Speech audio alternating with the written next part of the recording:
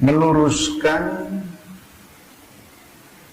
bacaan dan pemahaman dari adik saya Bahar bin Sumat dan sekaligus Ketua Robitoh Alawiyah Mas saya Habib Taufik bin Abdul Qadir As-Segaf atau As-Sakov. Yang waras tidak boleh mengalah terhadap mereka para penculik agama yang menjadikan agama sebagai alat politik. Tentang syaraful nasab dan syaraful ilmi, tentang unsur dzati dan arodi. Pada waktu Habib Bahar podcast dengan Refli Harun, waktu membaca Al-Quran, ya itu juga ada yang keliru. Ya mungkin beliau kesusu, ya, tidak sengaja. Tapi ini saya luruskan karena jika ada kesalahan kok tidak diingatkan, itu yang ngerti itu ikut menanggung dosanya. Qala Allah Ta'ala fil Qur'anil Karim, innama yuridullahu liyudhiba ankumur rijsa ahlal bait wa yutahhirukum tathira. Itu dalilnya. Quran, innama yuridullahu liyudhiba ankumur rijsa ahlal baiti wa yutahhirakum tathira. Jadi bukan u. Innama yuridullahu liyudhiba ankumur rijsa ahlal baiti wa yutahhirakum tathira. Beliau wa yutahhirukum. Salah, ini gak boleh Quran kok. Gak boleh dirubah baik harokatnya ataupun hurufnya, gak boleh. Dosa. Bagi yang tahu kok gak mengingatkan, ya itu dosa. Saya tahu bahwa itu salah, ya harus saya ingatkan. Itu Quran, fatal itu nanti kalau nggak diingatkan. Begitu juga kalau saya membaca Al-Quran atau membaca hadis atau kitab kuning yang keliru, salah, ya jangan berhak untuk mengingatkan saya. Kita ini setara, sama-sama. Tidak ada yang paling sekarang hidup sekarang ini. Gak seperti dulu. Saling mengingatkan, watawaso bil haq. Oleh sebab itu bila diingatkan, ya jangan sampai salah tombol, salah paham. Oh berarti benci, kebencian. Jangan begitu. Jangan begitu Kanda. Dinda, jangan begitu Habib Taufik Kanda. Dinda Habib Bahar, ya. Dan Habib-Habib yang lain.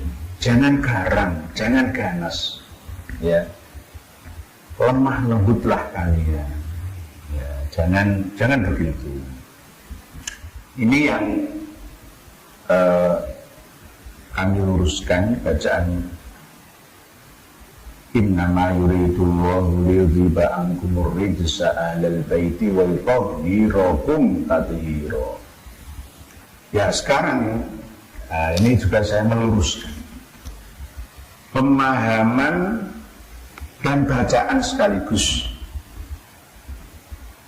Bahar bin Sumat, bahwa beliau pernah mengatakan para imam itu sepakat bahwa yang paling utama adalah mulianya nasab. Ingat, dalam kitab ini dijelaskan,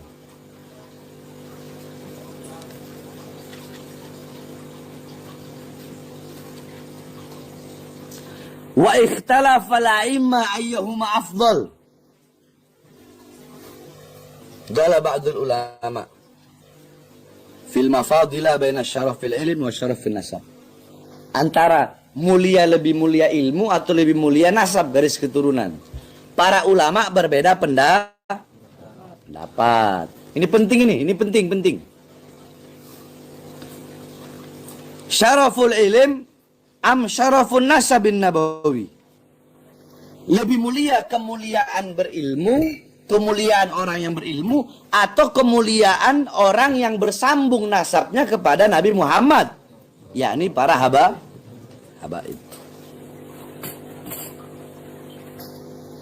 Zahaba jama'un ila tafzili ila tafzili tsani. Qalu li'annahu dzatiyun. Wasani aradi. Thumma rajjahal ula. Subhanallah. Para ulama sepakat, ya, mana yang lebih utama?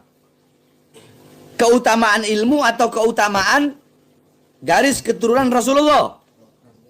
Maka para ulama menjawab yang kedua. Yang kedua yang lebih utama. Loh, kenapa? Qalu, para ulama itu berkata, li'annahu dzatiyun. Karena garis keturunan itu zat. Nggak bisa dirubah. Zat. Darah daging.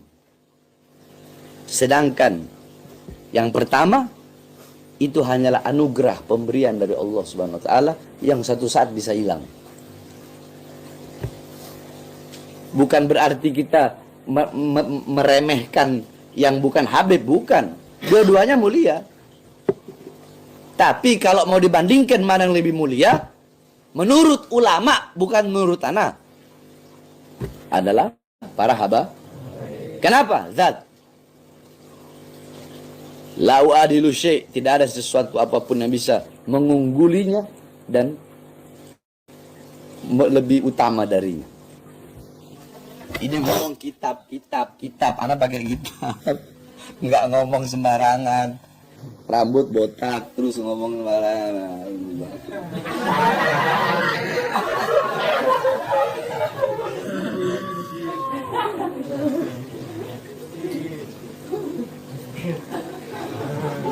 Bahkan beliau Habib Bakar juga menempuk ini. Yakin. Ini masih membanggakan nasab lagi. Tolonglah lepas juga kesombongan, ketakaburan kita semua. Tolong lepas dulu. Saya juga begitu. Saya ini Raden Tumenggung, tapi coba lepas biar objektif. Begitu juga para pengarang, penyanggah, ya, Kiai Haji Maduddin Usman dari kalangan habaib, lepaskan, ya, marga Anda, As-Segaf, Al-Idrus, baru lepaskan dulu ketika kita dialog, objektif, adil, di tengah, ya, baru kita akan ketemu, gitu. Masalah yang kita cari, solusi yang kita cari. Kalau kita masih membawa embel-embel, marga, gelar, nggak ketemu, karena semua akan membela diri, pasti. Itu sudah menjadi hukum bawaan manusia. Setiap manusia akan mencari pembenar atas apa yang ia ucapkan dan atas apa yang ia yakini dan ia kerjakan. Itu pasti.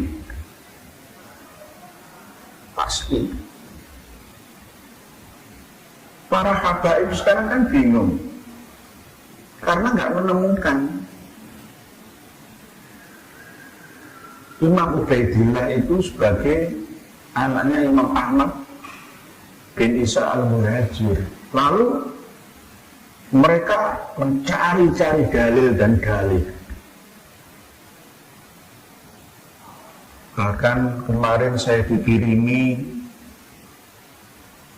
bantahan, ya, dari golongan habaib sendiri yang membantah tentang penelitian Kiai Haji Maduddin Usman dari marga Al-Haddad, mengirimi saya link PDF, ya, yang isinya mengunggulkan, tetap mencari pembenaran atas apa yang ia yakini dan ia fahami, ia ketahui selama ini. bahwa memang nasab mereka sahih sebagai dzurriyyah Rasulullah Muhammad Shallallahu Alaihi Wasallam. Jadi mari kita lepas ego kita, netralitas kita kedepankan, objektiflah berada di tengah, adillah terhadap diri sendiri, karena adil terhadap diri sendiri akan menghantarkan kita mampu adil terhadap orang lain. Dulu aqrabul taqwa. Adil itu dapat mendekatkan diri kita pada ketakwaan. Para pemirsa dan pendengar sekalian, Habib Bahar bin Sumait membaca kitabnya itu juga salah dan pemahamannya pun keliru. Nah ini beliau membaca wah talafal a'immatu ayyahuma afdalu. Beliau memahami wattafaqo al a'immatu ayyahuma afdalu. Yang dibaca itu ikhtilaf kok. Jadi ittifaq itu bagaimana? Subhanallah, sudah sepakat bahwa yang paling mulia adalah mulianya nasab. Nasab itu dzati. Ini Subhanallah, selalu pasti menggiring ke situ. Sama seperti Habib Rizik bin Syihab waktu menerangkan tentang Ali Al-Uraidi. Subhanallah, benar-benar dzurriyyah Rasulullah terbukti sebagai rawi hadis, ya, diriwayatkan oleh Imam At-Tirmidzi juga. Nah, hadisnya termasuk rawi yang dicantumkan oleh Imam At-Tirmidzi. Subhanallah, benar, bagus, benar. Tapi ketika meloncat ke arah nama Ubaidillah bin Ahmad ke abad 12, ya, ini juga subhanallah loh. Pasti menutupnya dengan kata-kata seperti itu. Seakan-akan itu benar gitu. Seakan-akan itu benar. Bagi orang awam yang tidak teliti pasti akan mengikuti pemahaman ini. Oleh sebab ini saya luruskan bahwa yang terjadi di antara para imam atau ulama atau ilmuwan, siapa yang lebih mulia? Faktor keturunankah atau faktor ilmunyakah? Ini masih terjadi perdebatan. Kok tiba-tiba Habib Bahar mengatakan pemufakatan? Itu bagaimana? Nah ini saya maknai dengan makna ala pesantren. Wahtalafalan persulayan. Sopo al-a'immah itu para imam. Ayyuhuma, sebener ayyu, bukan ayyahuma. Ayyuhuma, utawi diikune. Mulyane nasab karo mulyane ilmu. Afdul kang luwih utama. Kala ngendika sapa ba'dul ulama'i setengahnya para wong alim fil mufadhalati, bukan fil mafadhalati, bukan fil mafadilati, fil mufadhalati ing dalem masalah unggul-unggulane. Baina syarafil ilmi ing dalem antarane mulyane ilmu wa syarafin nasab lan mulyane nasab. Syaraful ilmi mulyane ilmu am syarafun nasabi am syarafin nasabi utawa mulyane nasab an-nabawi kang bangsa kenabian. Jadi lebih mulia mana ilmu atau nasab? Jawabannya adalah dhahaba nganggu, ya, sapa jampun golongan minal ulama saking para wong alim ala pandirisan ing ngatasi ngunggulno sing nomor loro, yaitu syarafin nasab. Nah, ini sebagian golongan ulama itu ada yang mengatakan bahwa nasab itu lebih utama, walaupun dia bodoh. Qalu alasannya apa? Qalu padha ngucap sapa jamun minal ulama li annahu krana temene asani atau nasab iku zatiyun bangsa zat. Nah, ini yang dibanggakan oleh Habib Bahar. Zati alias internal darah katanya gitu. Nah ini beliau Habib Bahar ini tidak meneruskan wasfani arodun. Wasfani itu bukan terusannya dari awal, bukan pendapat ya. Sebagian golongan dari ulama ini mengatakan bahwa lebih utama nasab. Alasannya mereka adalah karena nasab itu zati, kemuliaan secara internal darah. Ya, lawatani. Adapun pendapat yang kedua harusnya begitu, wasani lan pendapat ingkang kaping pindho alias ngilmu iku aronun anyar teko alias eksternal, usaha bil kasab. Ilmu itu didapatkan bukan dari warisan tapi dari pencarian, dari usaha. Sama seperti beramal saleh, bertakwa itu adalah faktor arodi, bukan zati. Farad jahan monggo munggulno apa pendapat asani al-ula ing pendapat sarofil ilmi alias ilmu sing pertama. Jadi ini masih terjadi ikhtilaf. Jadi jangan dikatakan ittifaq. Wal khilafiyah atau dikatakan ittifaqiyah itu bagaimana? Kan sudah dibaca. Jadi mohon Habib Bahar untuk teliti dan hati-hati ketika menyampaikan argumentasi, referensi, ya literasi ke khalayak umum itu harus hati-hati. Banyak yang koreksi. Ya termasuk saya ini orang desa, kiai desa seperti saya, katanya saya kiai, bukan, saya ini orang biasa, masyarakat awam, orang bodoh saya ini. Jadi wahtalafal a'immatu ayyuma afdalu, itu bacaannya.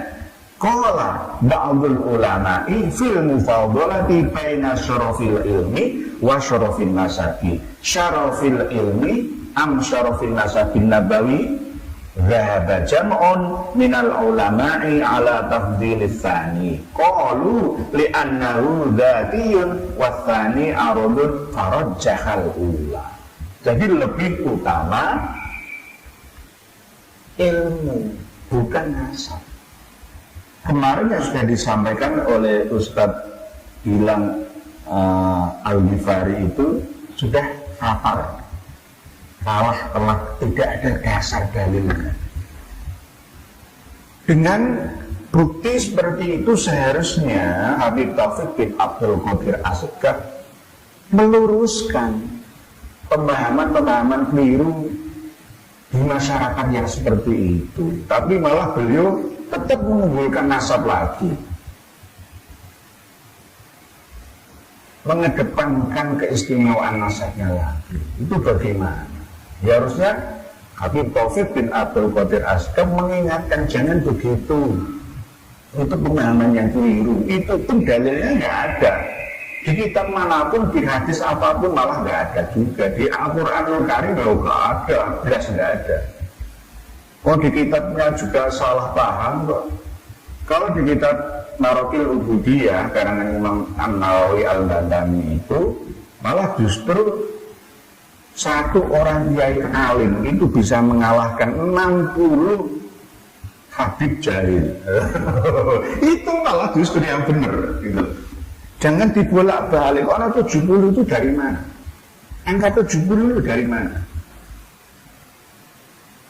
Mungkin itu ya pendapat dari Habib Zain bin Sumed. Itu mungkin juga bisa. Ini kan pendapat namanya. Nah, pendapat itu jangan dipaksakan kepada umat untuk mengikuti dan meyakininya. Jangan seperti itu. Kembali kepada bahasan, bacaan dan pemahaman Abu Bakar bin Sumed tentang kesepakatan para imam yang mengunggulkan keutamaan nasab, karena alasannya adalah zatiyun, bukan arabi.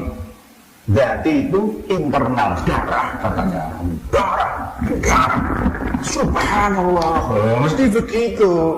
Ini namanya sihir, namanya bagian daripada ain. Nah, inilah namanya ain dan sihir itu. Sehingga pengikut fanatik para habib itu masih tersihir sampai sekarang, masih tergendam sampai sekarang. Mohon maaf. Nah, ini mulai lamat-lamat ya, baru bangun dari tidur atau ngantuknya, banyak yang sudah mulai sadar, netral ya. Cintailah segala sesuatu atau siapapun itu sekedarnya saja, karena suatu saat kamu akan membencinya. Dan bencilah segala sesuatu itu juga sekedarnya saja, karena suatu saat kamu akan mencintainya. Objektiflah, berada di tengah, adillah terhadap diri sendiri dan terhadap orang lain. Jadi berbagai macam hujah. Yang pertama sudah saya sanjah tentang Bahrul Ansab dan Abnaul Iman, sudah mentah. Begitu juga sanggahan dari Habib Hanif Al-Aqos, menantunya Habib Rizik, yang menyanggah Kiai Haji Imaduddin Usman, juga sudah saya katakan mentah, karena mengambil seakan-akan kitab lama. Imam Ubaidillah berkata, dari mana Imam Ubaidillah berkata? Di kitab mana? Katanya Imam Ubaidillah itu tidak hanya Tahdhibul Ansab saja, pun itu kan hanya reka-rekaan saja, perkiraan, hanya persangkaan saja. Mana kitabnya? Kalau Imam Al-Ubaidillah berkata bahwa Imam Ahmad bin Isa Al-Muhajir itu memiliki anak yang bernama Abdullah atau Ubaidillah. 4 abad berturut-turut, mulai abad 4, 5, 6, 7 tidak ditemukan. 8 mulai lamat-lamat Ubaid atau Abdullah, baru abad 9 mulai ada Abdullah, abad 10 baru tampil Ubaidillah, dikuatkan lagi pada abad-abad setelahnya sampai abad 13 murni ya, sukses ya, mencangkolkan nasab itu.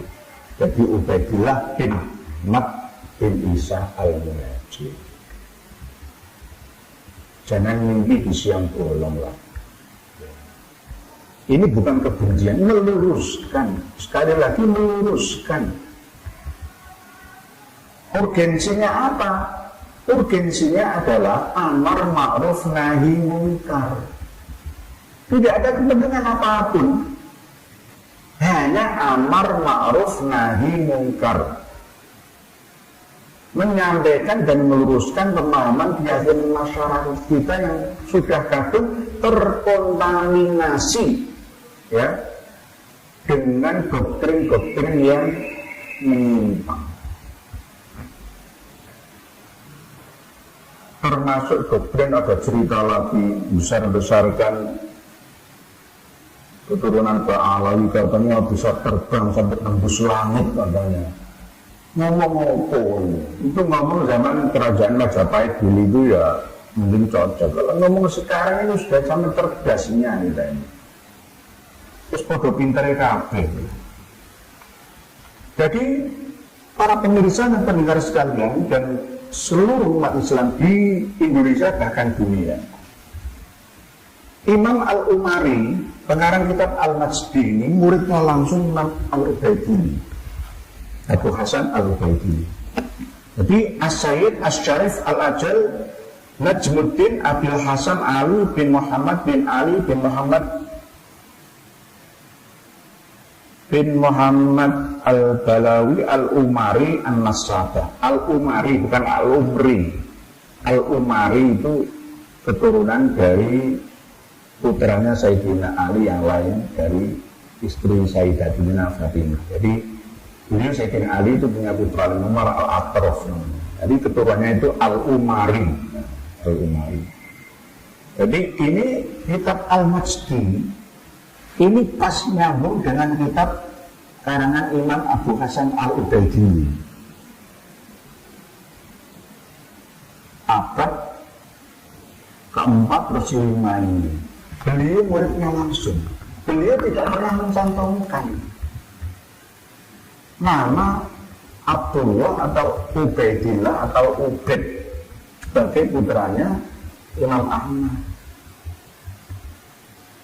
Jadi intinya masalahnya itu sebenarnya simpel, ringkas.